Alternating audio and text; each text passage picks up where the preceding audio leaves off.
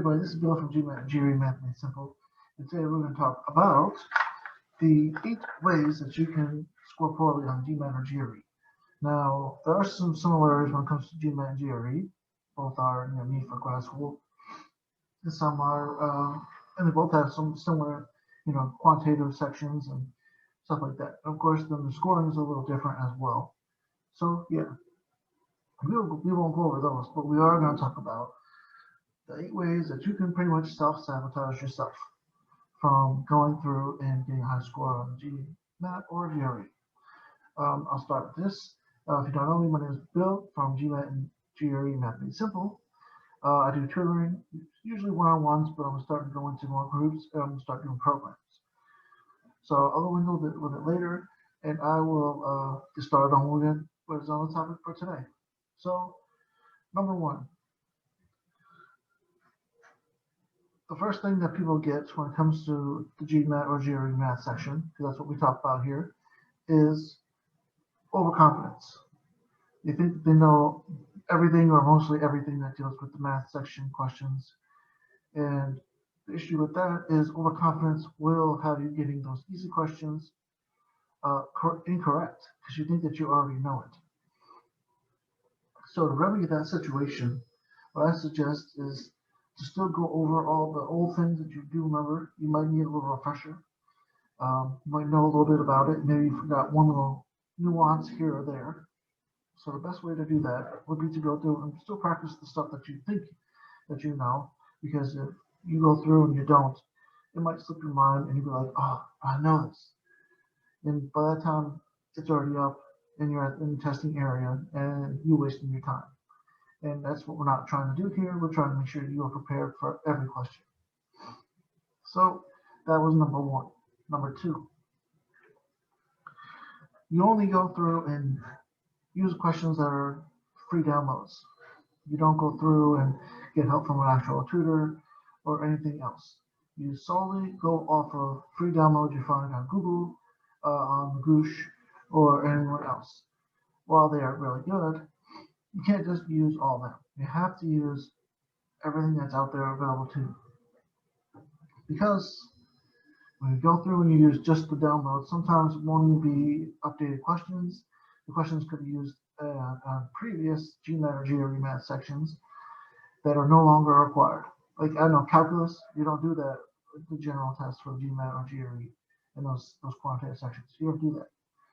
So don't always just rely solely on those downloads, those free downloads. They're good, but they're not everything. Number 3, don't just get the books, do the questions, and think that you're perfect. Don't do that. Similar to the free downloads, don't go through and just get the official guides or just test banks, because while they are really good and they help you out, they're not all around it. Like I said before, take practice tests as well. Get with a tutor, get with someone that has been doing it, has just taken the test, and see what they say, and you get a better chance of doing it. Because if you just go through and get a book and you do all the questions, yeah, you'll learn some of the stuff, but then you will not get. It's something different when you're taking the test on a book and you can flip back to the page and see if you got it right, rather than you do it to a computer screen and you don't know if you got it right or not. There's a big difference in when it comes to the mindset and, of course, the way you prepare for that.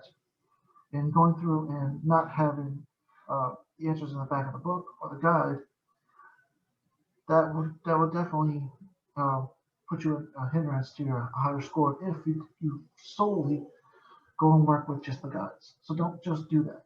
So number 4, you just go through and you attend the classes and you learn things in classes, but you don't study at home. Study at home. It's really important because you might get something in classroom, but the problem is the class, 1, only lasts for so long, and 2, sometimes the stuff that you have in your head is only good for that class. Sometimes it goes in one ear and out the other, and sometimes you might need something to remind you of that. And of course, when you're in the class, you're not going to be in a classroom setting when you're going through and taking this GMAT or GRE. You're going to be in your own little booth, quiet, headphones, basic soft felt tip marker, maybe a laminated piece of paper, and a basic calculator, if they give you one, a physical one. Usually it might be just when it's on the screen. But either way, don't just do the classes, and then I think that you're good to go. Study at home. Study with everything that you can study with. The guides, tutoring, the practice tests. Do that. It's so much easier when you go through and you can schedule it all out and you do the classes and then go and study at home, because that'll just reinforce what you learned. 5, don't just go solely off of the mock exams. They change all the time. There's some stuff that they don't put on there, one test, and they put on another. Solely going off of tests, the mock exams are not good. Like I said before, study the questions, study the guides, study the test banks, and the guide, not just the guides, but also classes. Combine all those. You're going to need everything to get a higher score. Going through and going solely off of practice exams will get you somewhat in the ballpark, but it won't get you that 700. Or if you're trying to go higher on GRE. And when it comes to the math section, even if you're not getting a mathematical degree, sometimes you get your master's in education or healthcare or human resources. They don't deal too heavily with math, but you can't downplay that section, because in my experience so far, when it comes down to the quantitative section, that score could be what gets you into grad school. I know it did for me, but I can definitely tell you that if you go and downplay the math section and you think that you're going to get in and your score is borderline and you do horrible on the quantitative section because you kind of blew it off, then guess what? You're not going to get in. And of course, I know you only want to take the GMAT or GRE once. You don't want to go through and sit there and go through all these tests more than once if you don't have to. And I feel that if you would like to go through and spend your money on a test, do it more than once, that's up to you, because it is your money. But if you're just trying to do it once, don't try to blow off any section, especially the quantitative section, because it just might get you in. That was number 6. Number 7, you believe that you'll get lucky. Well, some people think that beginner's luck is something like that will help them out. I think preparation is better than luck in this opportunity here, because when it comes down to preparation, you know what's going to happen. You know the test. You know what the options are.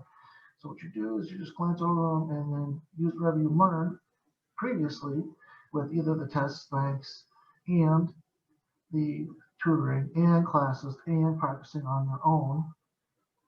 And sometimes even going with the community aspect of other people that are taking it as well. So you guys can just beef it up. But just to go solely on luck will not do very well. I can definitely tell you that I tried with luck, and I can definitely tell you that it did not work. So make sure you go through and don't try using luck. The luck will not be there if you're unprepared. And the last one to say is, if you have a friend that got an LO 700 and you think that's simple and easy, you might as well ask your friend what they did in order to get that 700. Because there's no way that you're going to get above a high score for GMAT or GRE without them practicing whatever they need to get on that score, on that GMAT math or GRE math score. In order for them to get high, they would have to study. And some people might be very smart and they need less studying than you might, but they studied and they probably practiced and they went through everything and they did a class. So don't think that just because your friend got it, that's going to be super simple and easy and you can just go and do it too. People have different learning capabilities and methods, and all I gotta say is make sure that you don't go in there thinking that you have everything in your head when it comes down to, oh, my friend did this, I can do it too. Well, it's true, you probably can do it, but you can't go in there without any preparation. Preparation is key. And like I said before, practice does not make perfect. Practice makes, it makes proficiency. You'll be proficient at what you're doing. You'll be proficient at taking this test. Proficient at what they're going to be asking you and know what you're going to ask you. And then once you get all that practice in there, through all the different mediums that there are, which is There's flashcards online. There's test banks you can buy. There's mock tests and exams you can buy online. There's tutoring that I do, which is really great because you get personalized based on what math content you need, or maybe you just need a testing environment. So do that. So that's something you can do it. But combine all of those wonderful things and more, because of course there's community aspects and people that are interested in doing group sessions and just talking about their experiences to help learn. Do all those things. The more you practice, the more proficient you'll be, and the better score you'll get on both either the GMAT or the GRE quantitative sections. So with that, let's go over the 8 again, just to name them out very quick before I sign off here. 1, don't be overconfident with math. 2, don't go solely off of the free downloads. 3, don't use just the official guides. 4, don't just use what you learn in class. Do more than just attending the class. Study at home. 5, don't use solely off of the mock exams, because they will change. 6, don't play down the math section, because it just may be the section score that you need to get you into grad school. So don't downplay that. 7, don't believe that luck will help you when it comes to taking this test. Luck goes away when you're not prepared, especially when it comes to something that like this. It's not a game. This is real life. And number 8, don't go through and think that since your friend got above a 700 or the high score or on a GRE, that you can do it too. You better talk to that person and see what they did in order to go through and get that way. Because remember, there's more than one section here. So I think that's what I'll do. I'll wrap it up here. I hope you guys have a great New Year's. I'll post this up on YouTube so you guys can look at this for the replay. And I hope that you guys have a great day. If you want to talk to me, you can get hold of me at GMAT GRE Math Made Simple. Go there and do that. I will be starting to change up some things on the website, so just stay tuned for all the new changes because it's going to be interesting coming out in 2021. Okay, have a good night and see you in the new year. All right, bye-bye.